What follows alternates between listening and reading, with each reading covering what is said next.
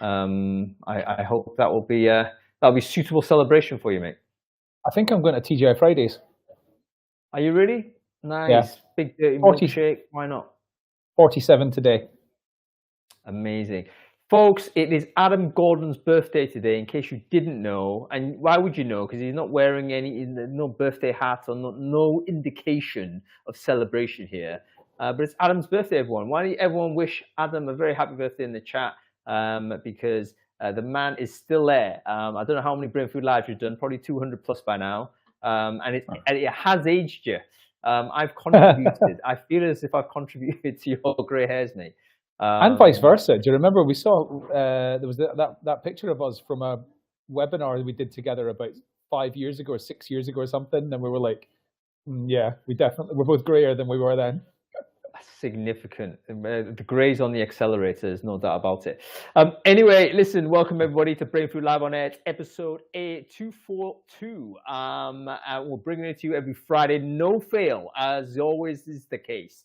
And I'm delighted to be chatting with you.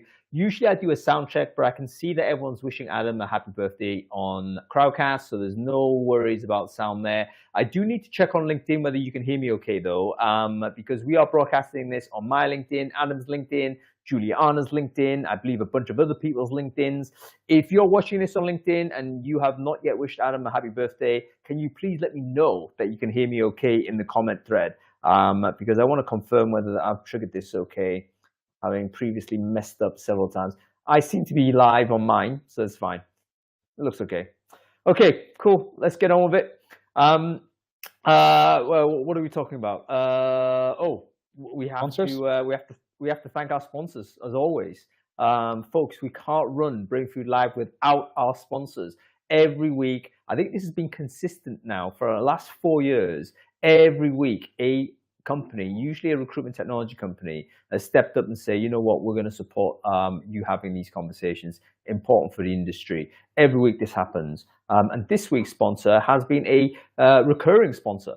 It's been Otter.com. Otter, who basically sponsored like a bunch of them beginning of the year. So they're a marvelous product. They've been a company that's really.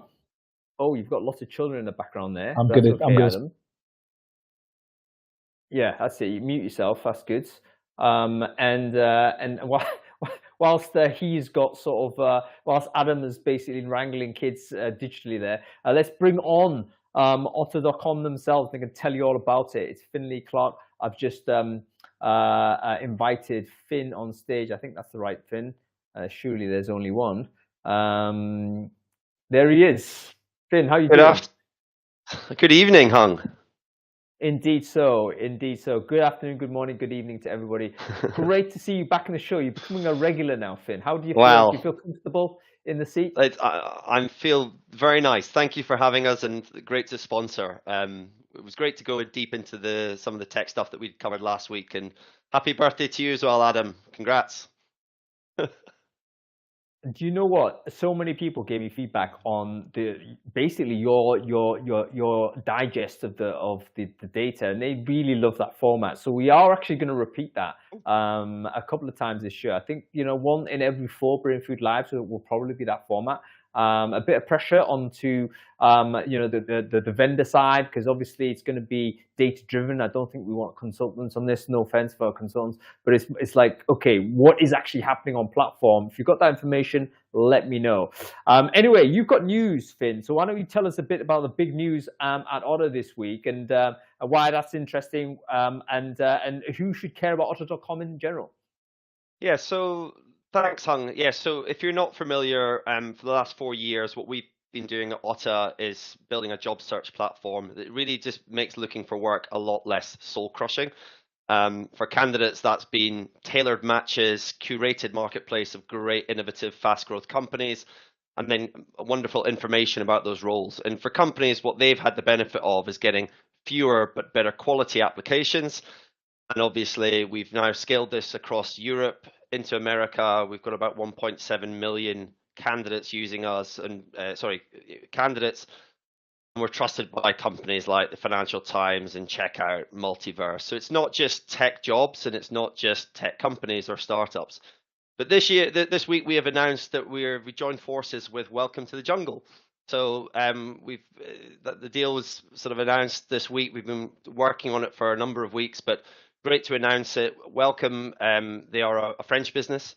They've been going for 8 years. They have got a phenomenal employer brand as a service type offering with combined ATS, media arm, and they're partnering with over 3,000 companies. So they've got a huge penetration in France. We've obviously been tackling job search from a slightly different angle across UK, Europe, and US. And the combined entity gives us the kind of much stronger job search plus employer branding with the ambition to build something unified and take it more international and global. So lots to do. That's the plan. But yeah, exciting time to be part of it. Yeah, fantastic stuff. And Welcome to the Jungle, I think basically was the best name for any recruitment tech business ever. And amazing that the French came up with it. And that's no disrespect to the French, but it may have taken a non-native English language business to give it a shot like that. And they've been pulling up trees in France for a long time now. So really excited to see them expand their operations, and excited to see what happens and how they kind of synergize with you guys at Otter. That's fantastic, Finn. And by the way, lots of love in the comment thread for you guys. So otter.com, folks, if you want to check out any of those details. By the way, and this is not sort of necessarily happy news, but Otter also are hosting something like 1,000+ recruiter jobs as well on platform. So if you're on the market and actually looking, don't be shy about signing up as a candidate there, because there'll be opportunities there with some premium companies that are actively looking for recruiters. So go ahead and do that. Otter.com. Okay, great. Finn, thank you so much for joining us, man. Enjoy the rest of the show. I'll hope to catch you soon, okay? Will do. Thanks, guys. All the best. Cool. What a good guy. Excellent to see him. All right, let's get on with the review of the newsletter, Adam. Unless you've got like a cacophony in the background, which I think you probably No. I was just going to say, can we not start like Welcome to the Jungle? Great company name. I just wanted to say, like, could we start a company called Paradise City, or like Sweet Child of Mine? After Appetite Destruction tracks. Yes, why not? Every GNR song. Yeah, absolutely. Yeah, I mean, there's a few. Every track on that first album is a banger, mate. I mean, that's one of the best That's not the first album. Debut albums. What's their debut album? The first album was one before that, which is absolutely full of homophobia and like anti-women stuff, and this is Guns N' Roses. This is Guns N' Roses. Okay, I didn't know. Their first album was called Lies. No, that was their second album, man. You got this wrong. You got the order wrong for sure, 100%. Yeah, we can prove that. You're talking about Appetite for the Destruction. Is the second album. Appetite for Destruction was the first. That was the second album. First album's Lies. All right. Somebody check it out, and it out. And let's have a look on comments here. I'm 100% certain I'm right, but it's okay. We'll let the crowd decide. Okay. All right. Let's review the newsletter, mate. Did you read it last week? And if so, what was interesting? Yes, I did. And LinkedIn X-ray search is soon to be dead. I mean, that's like big news. I read Marcel van der Meer's blog. There's certain things that are now going to be limited view on Google, so you're not going to be able to see job title, headline. You're only going to be able to see 88 characters of the actual about, and it's like finding people based on things like recommendations and stuff like that. This is like, it's surprising it's taken so long. Correct. You know, it's surprising it's taken so long. But you know, they got to monetize their farm. You know, and right now they've got crows pecking at the seeds. Yeah, that's exactly the description. I don't know how you became so poetic, Adam, but you know, there we are. By the way, folks, if you didn't know this, it's actually really big news for sources, I think, because what's happened here is that LinkedIn has restricted the parts of a user's profile which is crawlable by search engines, or at least crawlable by Google. So if you're trying to search for candidates outside of LinkedIn using X-Ray, which is the site search essentially, sitelinkedin.com, and then you're looking for certain words, you're no longer able to scan big components of a profile page. I think you've only got the first name, as you say, limited characters on the about, nothing on the bio, nothing on location, nothing on any of that. So it means, I think, a significant problem for sourcing. I think sourcing functions will suddenly have a capacity, like an efficiency issue, because where previously you could jump in and generate candidates real quick, it's going to take you a lot more time to do it than before. We're going to talk about this. There's a Brainfood Live on this in about 3 weeks' time. We've got Marcel, we've got Irina, we've got Mike Santoro. Hopefully we get Jan Tegze. We've got Balash. We've got everyone. I call it the sources all hands. So I want everyone who's thought about this and researched it come together on screen. It'd be like a town hall. We'll just talk about where we're at with it. Because if it is here and it is permanent, then it's a big problem for how we actually identify candidates, unless you're prepared to just pay a fortune for LinkedIn, which doesn't show you the candidates anyway. Remember, we've been criticizing LinkedIn for its search function. And actually, a lot of people are saying X-ray has been more efficient. So now you lose the X-ray and you've got a kind of an incomplete, dysfunctional search function on LinkedIn. Wow, that's really bad news. So important one to read and make yourself aware of. Marcel's written about it. Irina has as well. Lots of other people have done it. Go and avail yourself to that blog post. Make sure you sign up for the Brainfood Live in a couple of weeks. Okay. I mean, one thing I want to say about that is, we all love to hate the companies that are like appearing to kind of monopolize the market for certain things. So LinkedIn, Indeed, there's a small handful of companies that get a lot of scrutiny and generally a lot of flack as well. But I believe that every move like this is an opportunity for innovation, and it's an opportunity for you to change the game. If the game's not working the way you want it to, then you got to look at how else can we do it. And I think it's good for us overall. That's my opinion. Yep, I think that that's a very positive angle, very positive take. I think you're right on many respects. And also, it may well be that the sourcing technique has become so ubiquitous that no one's actually getting like competitive advantage, so to say, if everyone knows how to do it. So now we have to work out some new tricks, so to say. However, it does actually mean that it's going to be a bit more work for sources, and that's something that I'm not sure we've got a huge amount of capacity for. So it's not great news for us at this point. Okay, give us a couple more, mate. I really enjoyed the LinkedIn article about the fastest growing jobs over the last. I think you found some of the background to it was that it's actually since 2018 or 2019 or something like that. But anyway, growth rate growing job 2018 to 2023. Yeah. So when I first looked at it and I saw chief fastest growing jobs, and the first one is chief growth officer, I thought that was a joke, but like a late April Fool's Day. But no. Things like government program analyst, environment, health and safety manager, director of revenue operations, sustainability analyst, these types of things. And you think, there's not that many of them. But I guess 2018, there was maybe none of them. I saw that head of diversity and inclusion or something like that was in their like position number 6 or something. I think when you're starting off with very, very few, and now there's 200 people with that job title, then that's a lot of growth.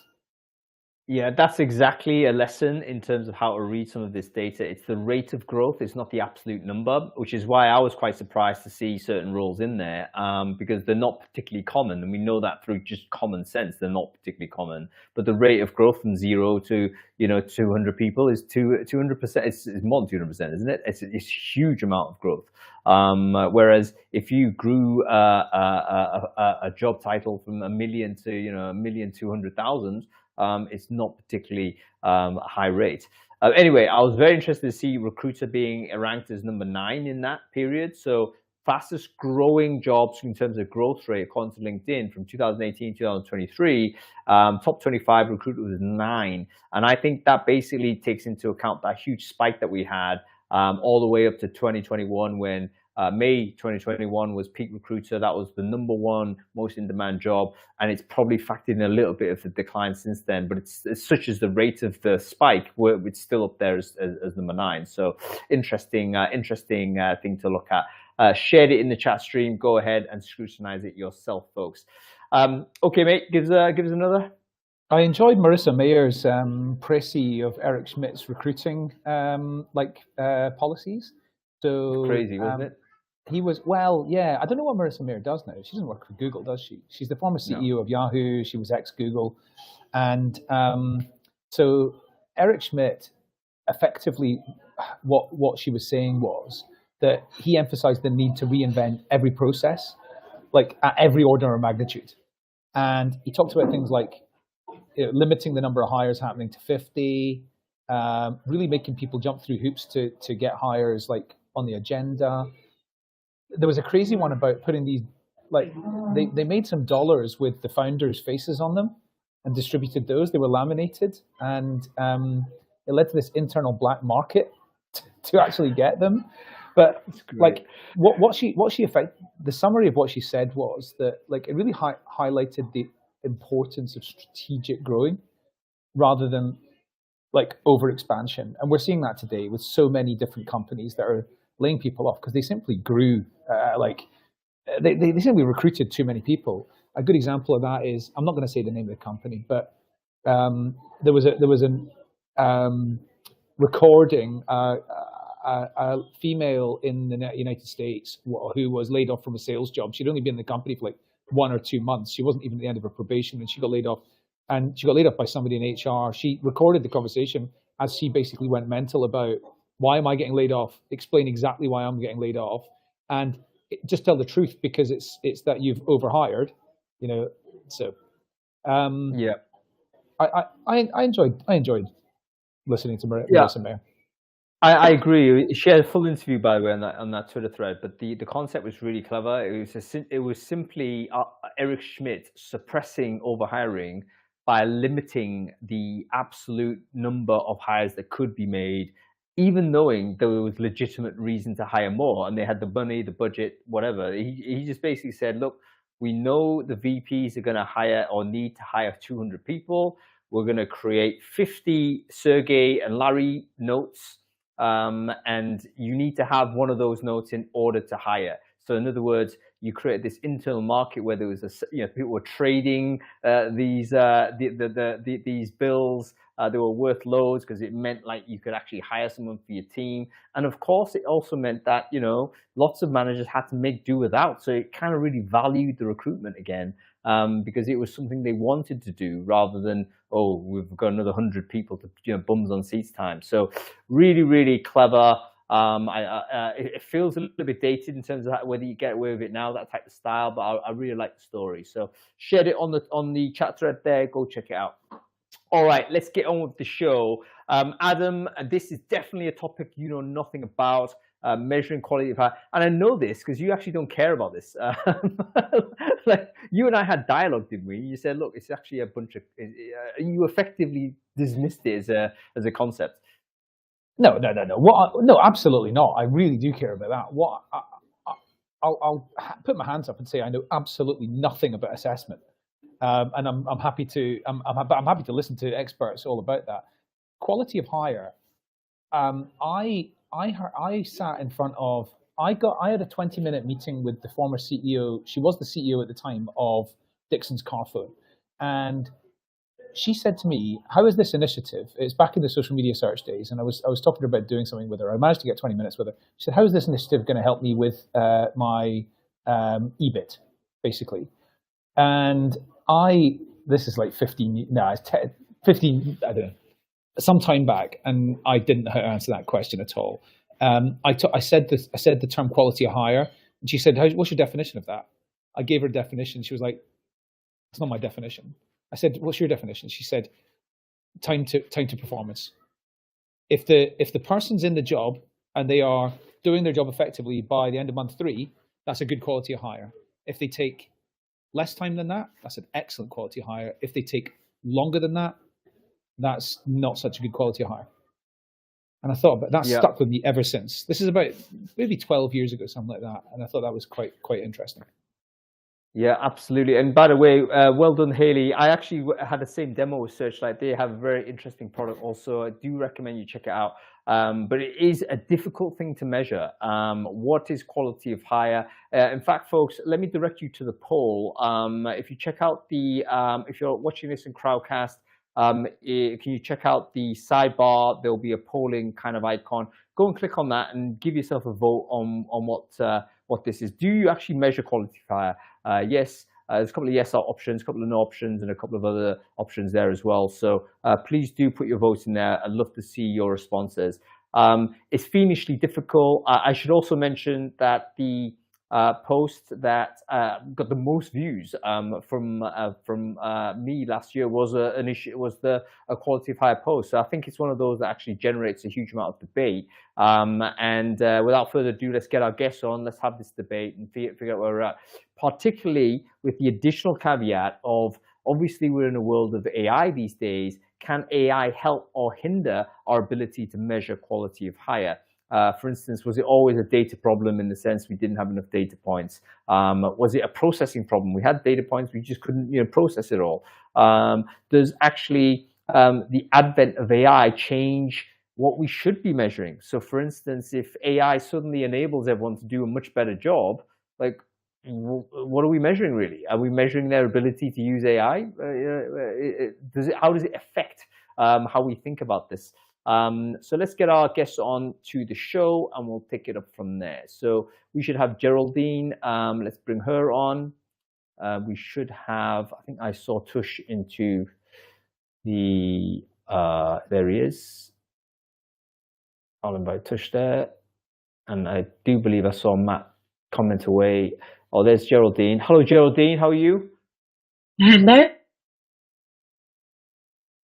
Great to see you, Geraldine. I think you've frozen on me. Is she frozen on you as well, Adam, or just me? Yes. So yeah.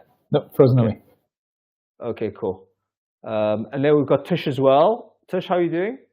I'm good, thank you. How are you guys? Yeah, great to connect with you. I think Geraldine's back. And we've got Matt coming on as well. Tush, as we've got you solidly online, why don't you quickly introduce yourself? Who are you? What it is you do? Yeah. Hi, well, I'm Tush Vijayaratne. I'm currently at WPP as Global Director for Talent Acquisition for Corporate and IT. Fantastic stuff, Tush. And we are waiting for Geraldine. She'll be back in a moment, but we have Matt Bradburn. Matt, great to see you on the show. Can you quickly introduce yourself? Who are you? What it is you do?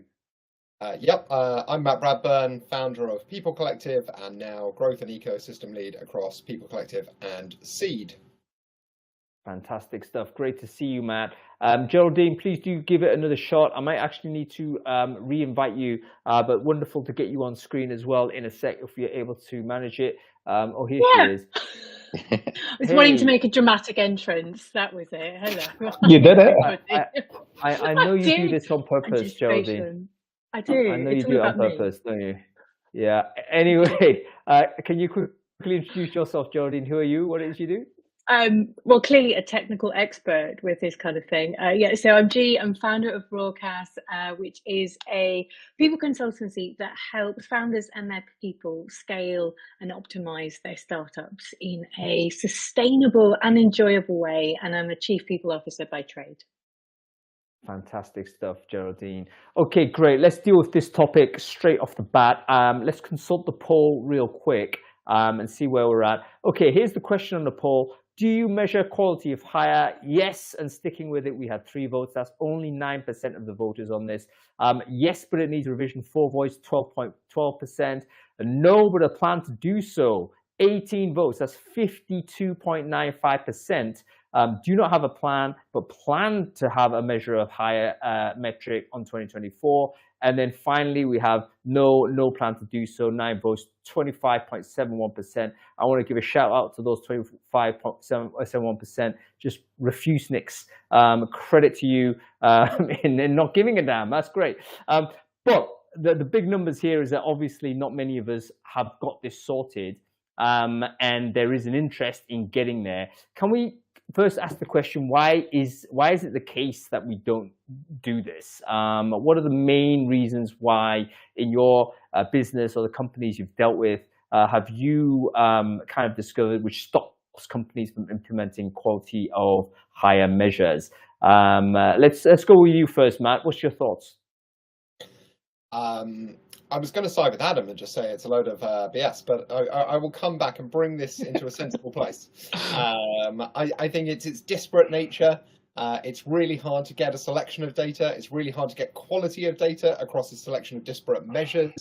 And therefore, everyone's got such a differing understanding of what it is. It's almost impossible to benchmark. So you can't see what your quality of hire would be versus another organization. And frankly, it's one of those things that's so ethereal, you either just know it exists or it doesn't, based upon how that person has a broad impact in a business over a period of time, and it's really hard to measure. Yeah, so first things first, we might not agree on the definition of what it is. So the first thing that actually Adam mentioned, and where there is dispute, like how do we actually resolve that? Because it might well be you've got a number of C-level people that actually, don't agree on that measure. So maybe the first thing to do is to have it out and decide how do we measure it. Okay, G, go to you. What have you encountered in your travels that stops companies from or functions from implementing a quality of hire measure?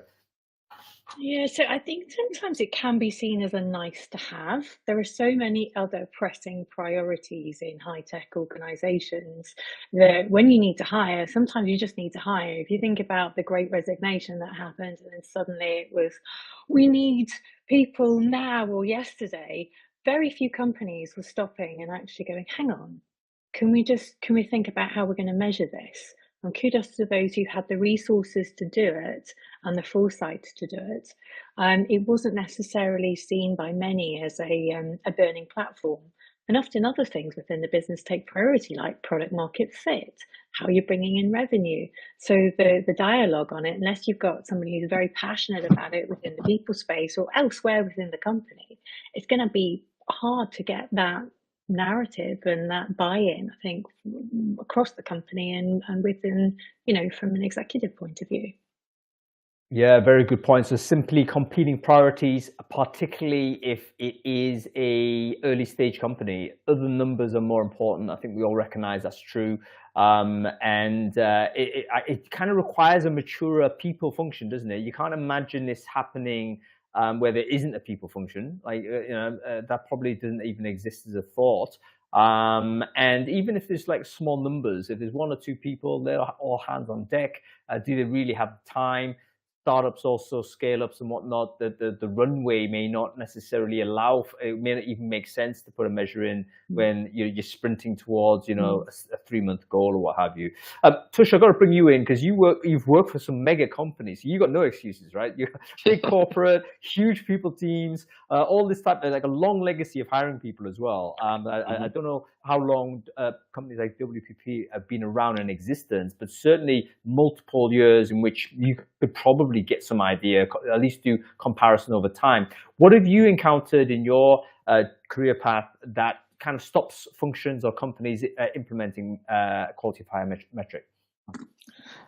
I think I asked two questions. One is, why is it important?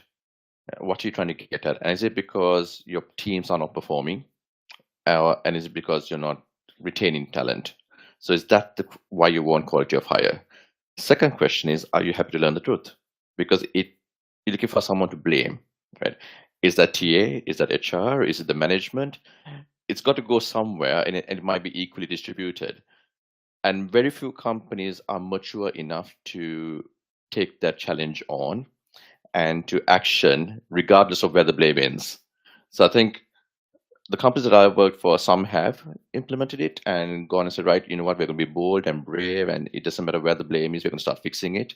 Whether it's TA ownership, whether it's management training for the hiring managers and the people managers in general. So it comes down to that element of it, the maturity of the organization, whether they're large or small, it doesn't really matter. Are you happy to change? And are you happy to do things which might upset a few people, but gets to the end goal of getting the right caliber of people and retaining the right caliber of people?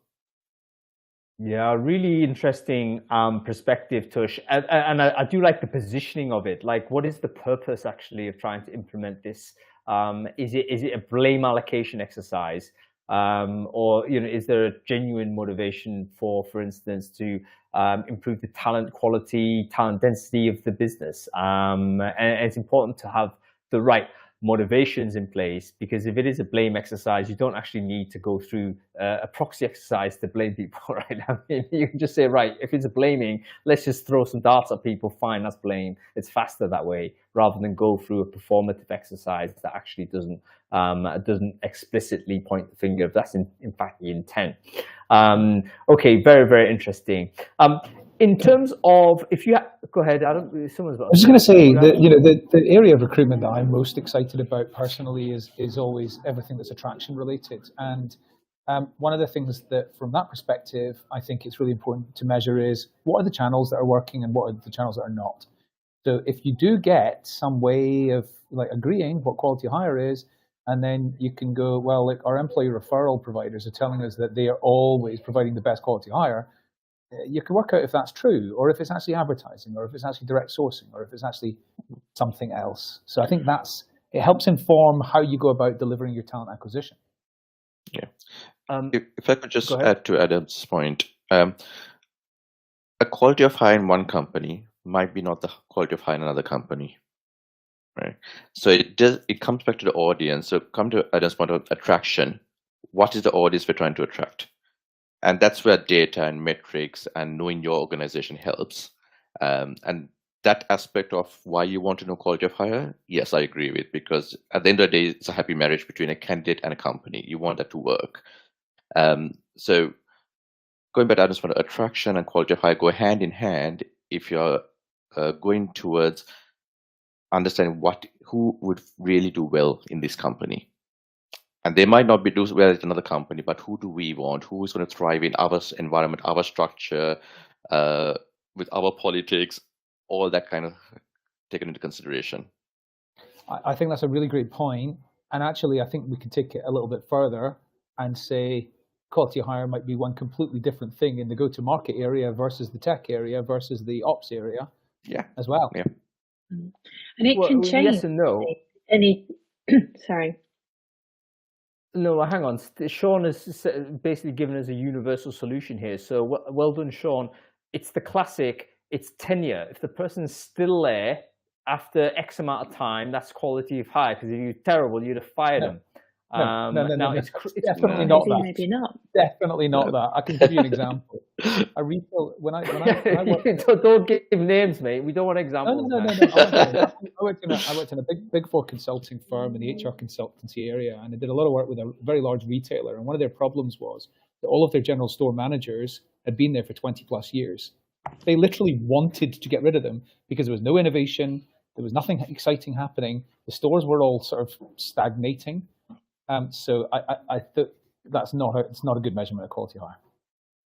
I think the quality of hire can also the quality of hire can also vary as well on what the business needs are at any given time. Businesses are having to pivot very quickly, and suddenly what would have been a brilliant quality hire 2 years ago is not now. So it's a veritable moving feast, and there needs to be an element of flexibility within some kind of definition to make it effective. That's why it can be such a challenge, and it can vary on interpretation department by department, and it's all right. It's a tricky one to pin down. You made a very good point. We need to go back to it, because basically one of the tricky points is that whatever measure we use, it may not be dynamic enough to respond to changing circumstances. So I think you're absolutely right. You can hire someone who is a quality of hire. The circumstances change. That's not a bad hire. The circumstances have just changed, and now it's a bad fit. So yeah, there's this part of the conditions of the difficulty there. Okay. Very, very interesting. This conversation has reminded me of something that I forget who it is. Maybe Andrew Gadomski mentioned this on one of the chats on Facebook ages ago. But he talked about the difference between submission and actually hire. So quality of hire, like our recruiters are responsible for the management of this person going forward. We don't know. We know that a good quality candidate can actually have a terrible performance, quote unquote, if the environment's horrendous. What if this person gets bullied by their manager, for instance? What if they, end up being transferred away from the team they were meant to be joining and it's a different environment or whatnot? What if they were hired for a particular project that's no longer going to go ahead and they're suddenly hurriedly redeployed? All of those things are outside of TA's control. So perhaps the measurements for us is more like the submission to interview, let's say, because we can only be responsible for presenting quality candidates that the hiring manager is prepared to take forward. And if they do take them forward, then we've kind of done our job, haven't we? No, like, do we de-scope the thing? In other words, we don't try and say we're going to solve all of this from a acquisition point of view. We actually don't control what happens after the hire is made. Arguably, we don't control it after the submission is made. So we kind of pull back our responsibility to say, look, the only number we need to care about is submission to interview. Thoughts on that? I'm going to go bold here and say the opposite. I think it's a combined job of TA and people, right? Like it's the joined up journey, right? Like, what is the joined up journey? And let's take it as a line, right, or a circle, whatever you want. But let's go with a line, nice and easy, right? Like, how was the candidate experience, and what was the rating for that person when you were scoring them during the interview process? How was the onboarding? How did you feel the quality of onboarding was? What was your scoring around the quality of onboarding, etc.? Like, how was the the performance during that period? How's the continual performance? How do you feel the company's doing in terms of supporting your needs, right? Like, for me, it's like two sides of this line constantly, and it's always feeding back in terms of a feedback loop to, like, how do we improve TA? How do we improve onboarding? How do we improve retention? And it's not a case of like, oh, this is TA's job, or like we must go down to the minutiae of like we just pull this down to selection. It's actually like, okay, like there are so many factors to go into this that you're kind of like, let's just break this down to the stages that we can control, right? Well, we can control like quality of engagement during the interview process, during the onboarding, and during general retention practices, right?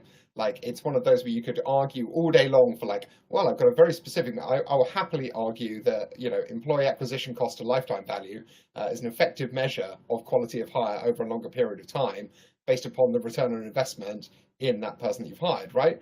But at the same time, you're pulling it down to one single thing. It makes it quite tricky. So what I have seen work is where you're like, okay, cool. We can balance the three pieces of the cycle that we can actually look at and see both sides of it and then use it as feedback loops instead of going top.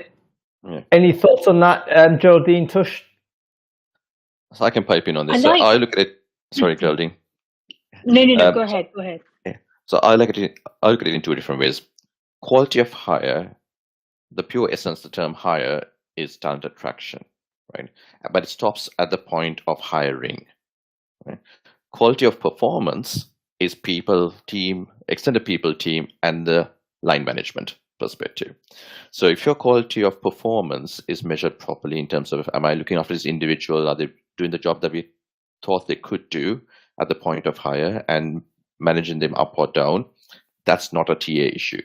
But there's been many scenarios in my career where someone hasn't worked out and it's like, Tush, you hire the wrong person.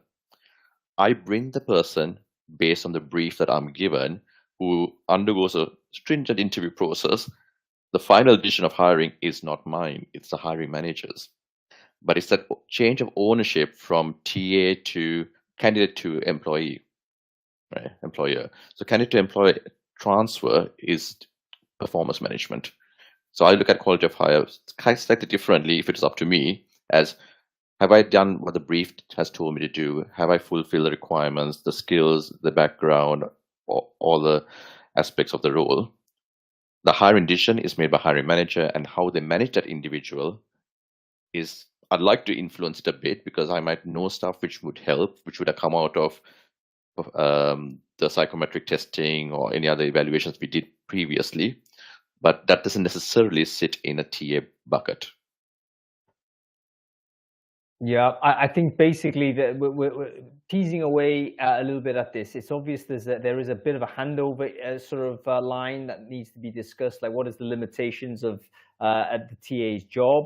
I totally get you, Matt. You know, maybe where TA needs to go is to expand scope. And actually, I'm one of these people that does think that TA should kind of relinquish a little bit of the fixation just on the acquisition and expand scope as much as we can.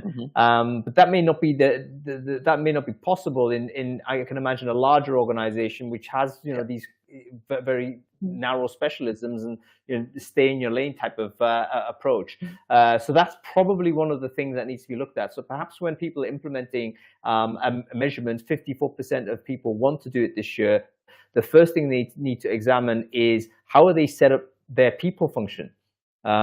Because if they've got very clear definition, you're a TA, your people, your talent manager, all this type of stuff, that actually needs to go into the conversation as to how you then set up a measurement of quality to hire. That's different if you're all like commingled in one big HR happy family, right? So your own internal structure might determine what's suitable. Go ahead, Adam.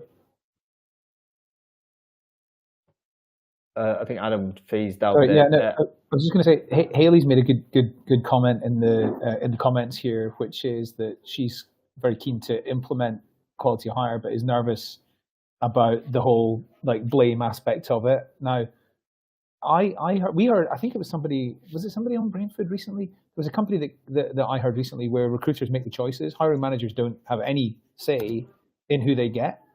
And so, I think we definitely need to be, and what Tush just said about it's the hiring manager's decision. I couldn't agree more with that. It's the hiring manager's decision. It's our fault if we're not giving them, enough good candidates or whatever that fulfills the brief, or we've been unable to coach them around their expectations. It's interestingly. Sorry, just one other quick thing as an aside on this. Good use of generative AI is here's a job, phlebotomist. Tell me the 5 top reasons why this is a really hard to fill job. That's what you lead with every intake meetings to measure to manage their expectations. Well, let's get on with the generative AI bit, because the title, the parentheses of this title was, okay, we've already had these pre-AI problems with measurement of quality of hire. How does this now work in a world where AI is obviously going to be with us and transforming our capabilities in many ways? How does it help or hinder our ability to implement this measure?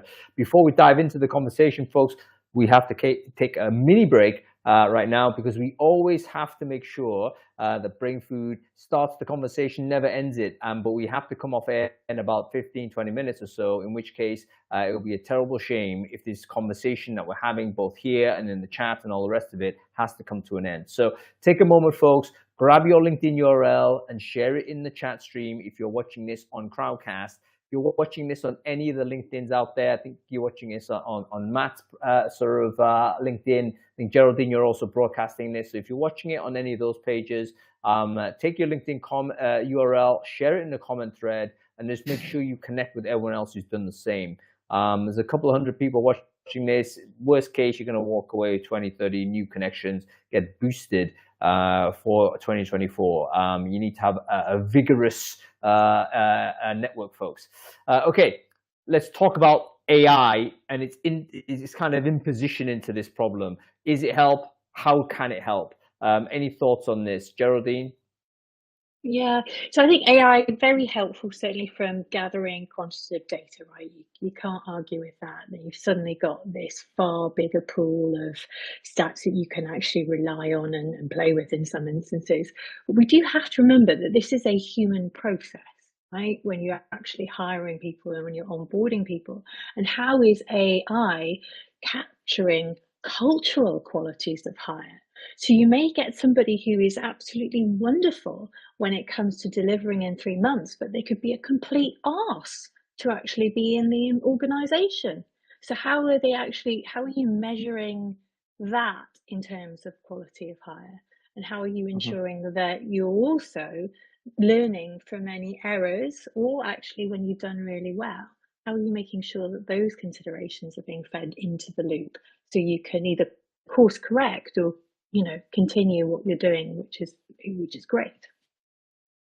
I think you make a really good point there. Two really good points, Geraldine. First one is that AI is a big enabler, and it might actually help us ingest more information. So there's always an information processing problem, right? Like the reason why we have these issues is because we don't have 25 hours in a day to process all of this information. But AI might actually give us the capability of doing that. In which case, if it has been a processing issue, then maybe it does solve those problems. But yeah, we can't ignore that, you know, there's humanity that's producing this information.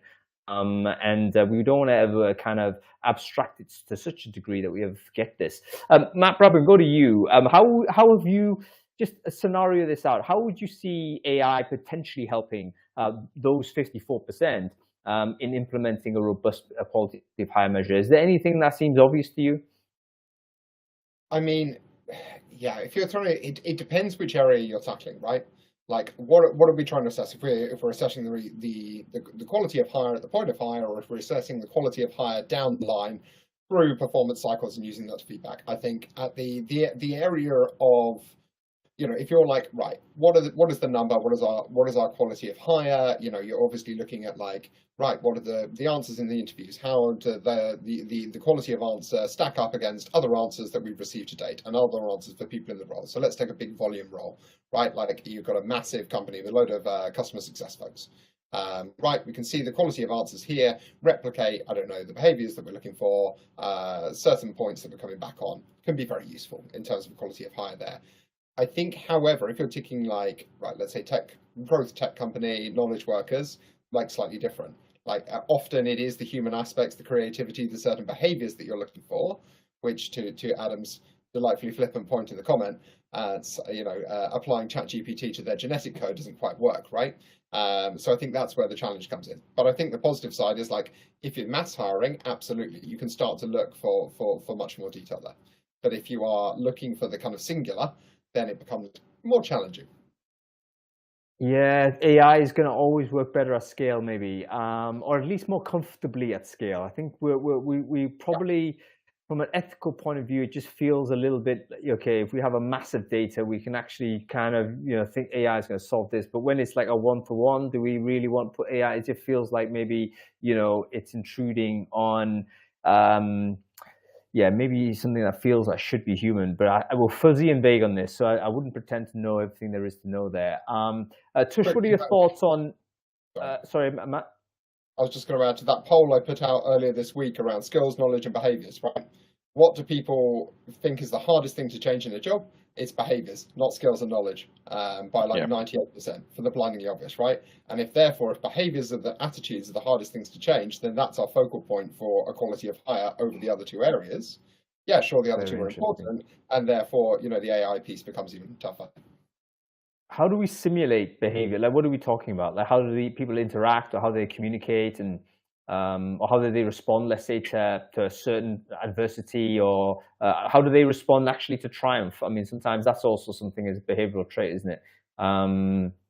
Be very interesting to see whether you could ever test for that without actually hiring the guy in. So that's the nature of the game, isn't it? Can we actually get a reasonable proxy that's fair to the person, that actually we can trust? That is a reasonable. I guess we're coming into things like personality tests, maybe psychometrics or something like that.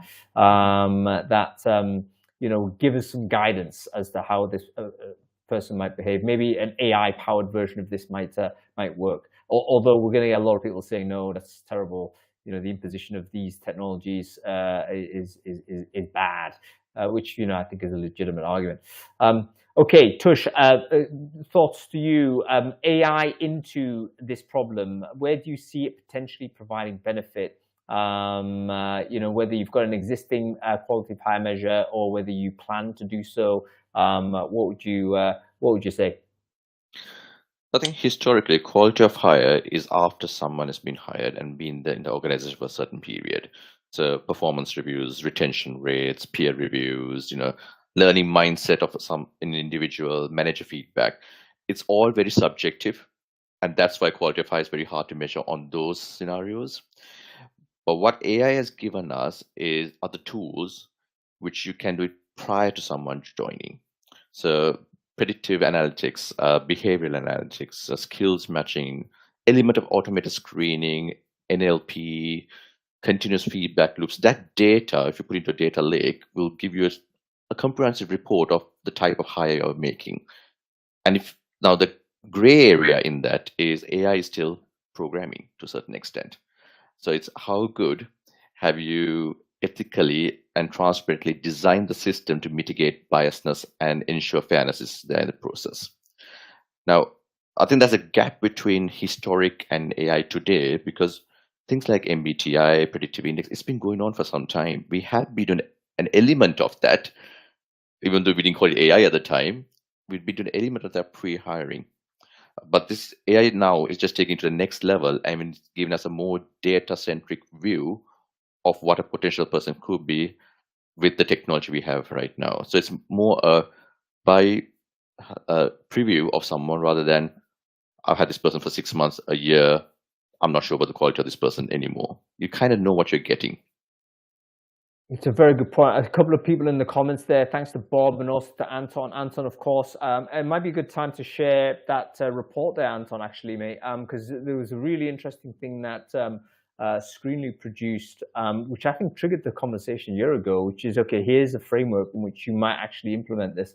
So I think that'll be useful to share. But yeah, 12 months too long. Like by that time, you're probably already looking to fire this person if it's a poor quality of hire, and you've moved on from trying to figure out, how we got this wrong in the first place. You might just say, look, let's get rid of him. Let's forget it. Let's do better next time. And that's generally, where we go. So it's too late. We need to be collecting information. And it looks like, similar to what you said, Matt, you need to collect it at all stages of the recruitment funnel, and then feed that back in and join it with the onboarding, with the first 60 days, with the management feedback and all that type of stuff going forward. So it looks like you've got to create some sort of machine here to get it working. Well done on sharing that, Anton. I'd recommend everyone download that, by the way. Really good document. Okay, very good. Adam, I think you were about to ask a question, were you?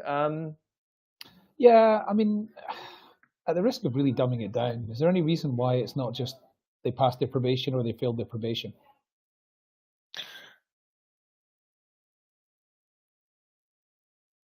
If you're mature as an organization and have a good performance management process and the right managers in the right roles, the probation period comes into play to a large extent.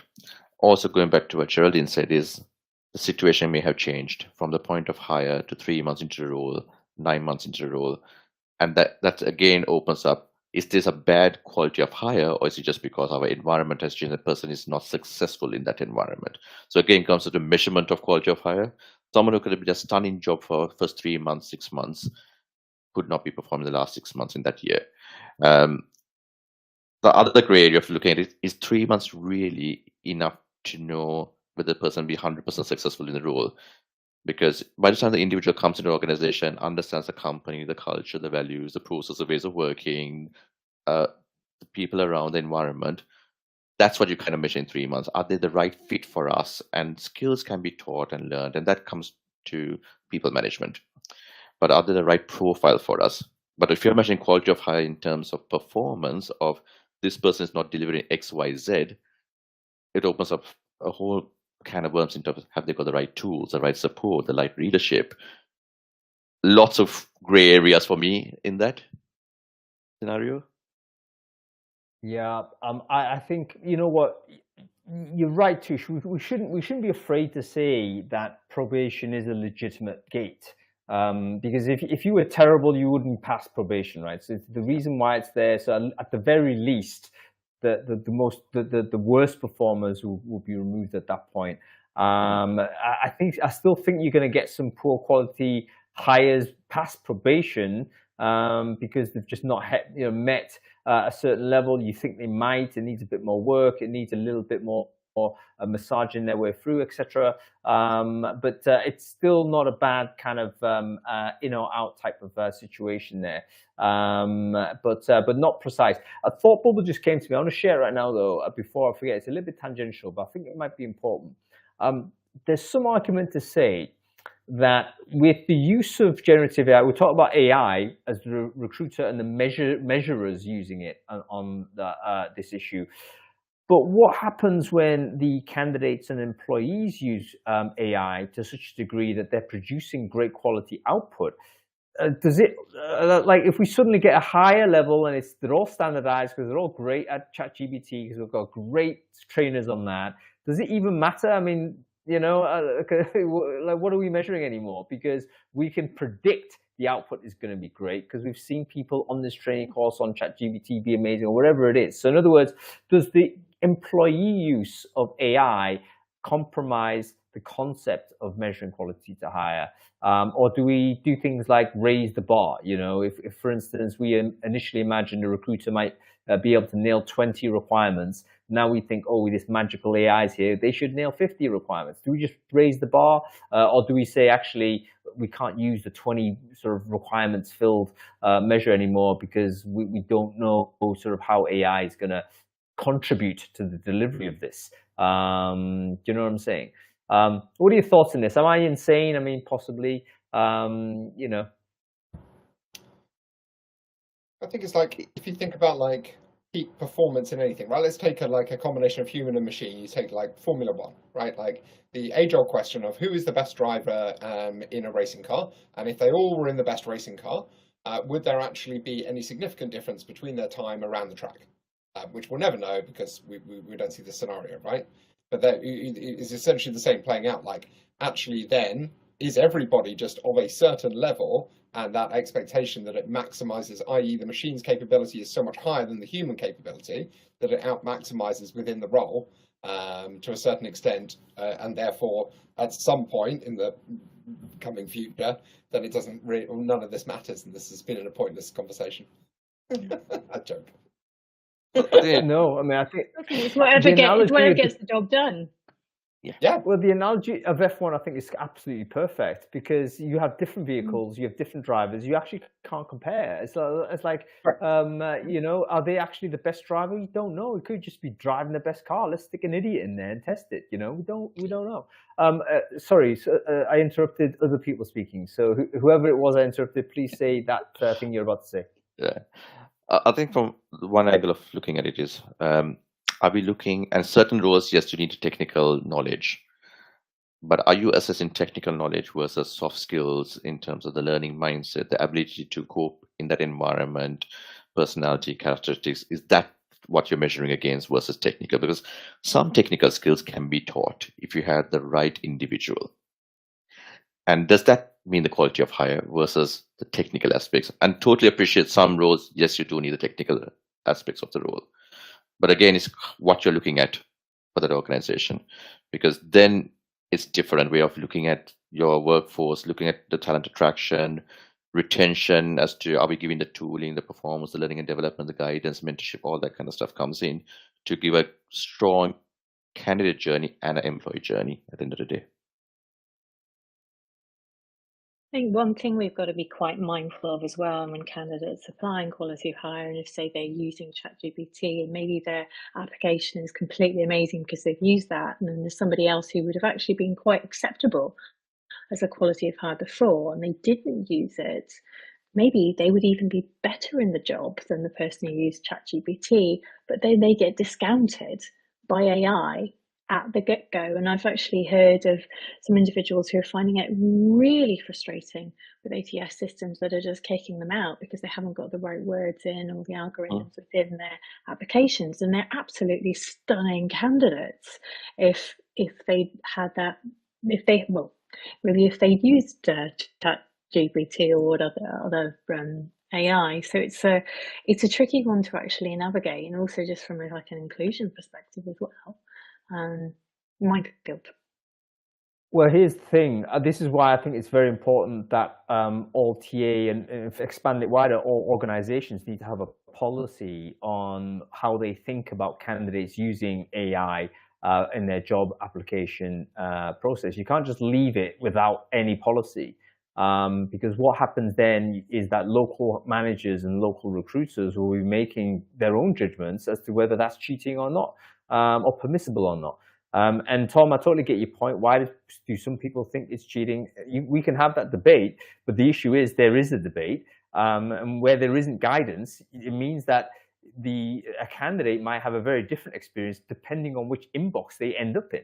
Do you know what I mean? So there needs to be a policy that needs to be communicated to candidates so that candidates are aware, can they or can they not use, or in what context they can use, and then they can be they can then take that on board itself. I'm also on the inclusion thing, Geraldine. I was also thinking about this. Like there may be candidates that erroneously think that they'll be judged. That the employer might think using AI is cheating, and therefore they don't use AI, and the employer thinks it's totally okay. They put in a fully human application. It actually checks out worse because they haven't actually used AI to improve it. They get kicked out. And I'm thinking that's just a misalignment in moral evaluation, not necessarily anything to do with their potential as a candidate. So you know what I mean? Toshi, about to say something? Yeah, I think Adam touched this on last week's call, I think. And I think you were talking about the scientific calculator, Adam, in the last week's call. But if you look at a student journey, like I'm old, I get it. But in my time, you had to read the textbook and go into an exam, and that was it. That was all the tools you had, your textbook knowledge in your brain. Now you get the open book text going. You can use some tests. You can do the Googling and all, because the tools are available to you. So world is evolving, but it's what you're allowing to happen in exam hall. What do you want to be allowed in a company environment? What element of AI is allowed or not allowed, right? So there's perjury at one point, and then there's what's allowed at another point. So you've got to find that what's right for us as an organization and what do we allow, because the job is being done and it's not affecting anybody in terms of time, delivery, production, all that. Is that okay? I don't know. It's very argumentative. But the world, the key thing, the world is evolving, will keep evolving, will keep changing. We need to change with the world. So there is a place for AI, definitely. But again, goes back to us as an organization. How much of AI are we ready to take on? Yeah, it's a very important thing. And I'm just thinking people are talking about a sort of Copilot in Microsoft Copilot and so on. Do you know what? That's actually quite expensive. I think people need to pay for that. And I'm just thinking, you know what? If you had access to this, you'd be able to outperform as a candidate compared to someone who doesn't. Let's imagine you've been asked, oh, go and deliver a presentation, please.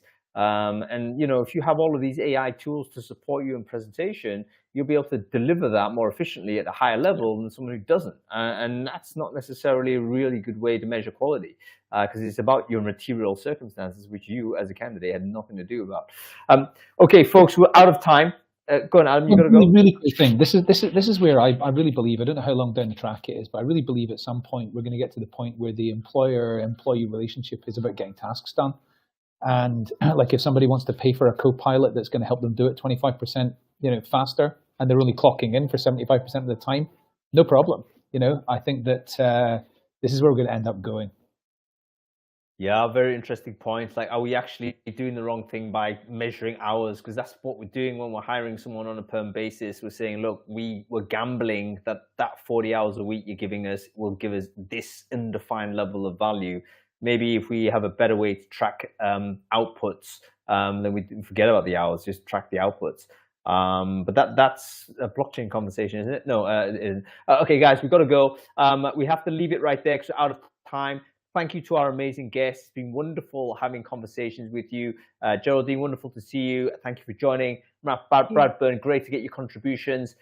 Tush, I believe it may be your first time on Brave Food Live, so hope you've enjoyed the experience. Wonderful to have you here. Thank you all for your contributions, folks. Thank you. Happy weekend. Bye. Cool. All right, folks, we are coming to the end of the show. Thank you so much for watching. We'll be back next week as usual. Next week, what are we talking about? We are talking about how to hire for AI. There's no question that we have a global shortage of experts that are actually building these models and training these models. Data scientists, data engineers, research scientists. These are the people that are premium hires. I think every organization of any particular scale will be demanding this type of skill set. How do we go about it? Lots of people who are generalist recruiters or recruiting for different functions may suddenly have to deal with hiring for this skill set and this community. So we're going to bring together an expert guest list of recruiters that know how to recruit these people, and we're going to give you 10 tips on how to do it. So make sure you sign up for that show. It's on next week, same time, Friday, 2 p.m. Follow the channel if you like to be notified on that. Okay, that's it. Thank you for watching, everyone. We'll see you next week. Cool. Sorry for overrun, man. Hope that was all right. Oh, I think he's frozen on me anyway. That's all right. Are you still there? I think there's a huge time lag. That's fine. Yeah, I think you're on mute, Adam, which is actually preferable, so that's fine. Have I muted you? I wouldn't do that, mate. Not on your birthday. Would you like to request control of Adam Gordon's mic? All right, I've requested control of your mic, and I've unmuted. I've got something to say, just like on that point that I just made about like tasks getting done. It's just, you know, we've actually got, Mike and I have got no employees. We're going to have one on the 4th of March. We're going to have one on the 1st of May, and I don't think we're going to have any others. We've currently got 9 people working on tasks around marketing, around design, around generative AI, around a couple of areas of technology, but they're like defined period like things, you know, and we need those things at a specific time. And I think that's going to scale. I think that is scaling, and through push and pull, in the sense that it's harder for skilled people. All those people are skilled people, so they don't necessarily need excess training. So I think that's suitable for experienced operators, of which there's a lot of them that can't find or don't want to acquire not simultaneous, but equivalent jobs that they've done before, because they don't want to do full time, don't want to go to the office, don't want to do the career politics thing and all that type of stuff. So I totally get it. It's similar to the fractional working conversation we've had, where people, you know, won't be full time on any one employer, but they'll engage their skills with multiple employers, have multiple things on the side. Nothing wrong with that. Your management overhead goes down because, you know, you don't have to think about career development too much. You don't have to think about, you know, tight integration into team and all that. It's important, but it's not as important if they were full time with you.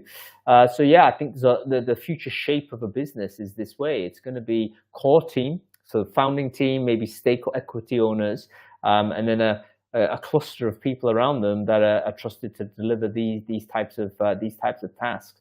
And I think that's going to be an exciting opportunity for a lot of people. So yeah, if you've got skills, I think it's a good time to try and trade like this. A little bit of problem for younger people coming in that don't have those skills, like you know, you need to find yourself an opportunity to get yourself skilled up. But yeah, we should be seeing different styles of organization.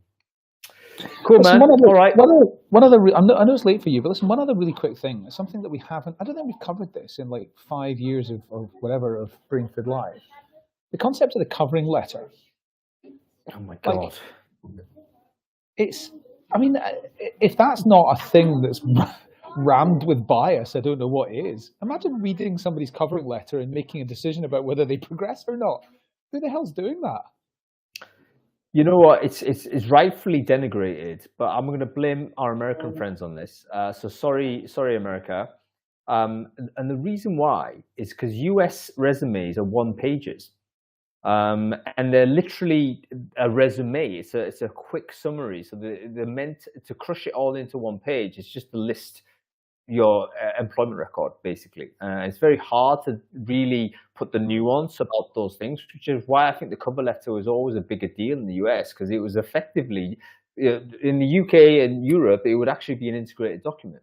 And you'd be reading a 2 to 3 page document and no need for an additional thing. So I think there's a cultural difference there on that regard. So America needs to sort that out. But you're right. It's boring, but I'd quite like to talk about it.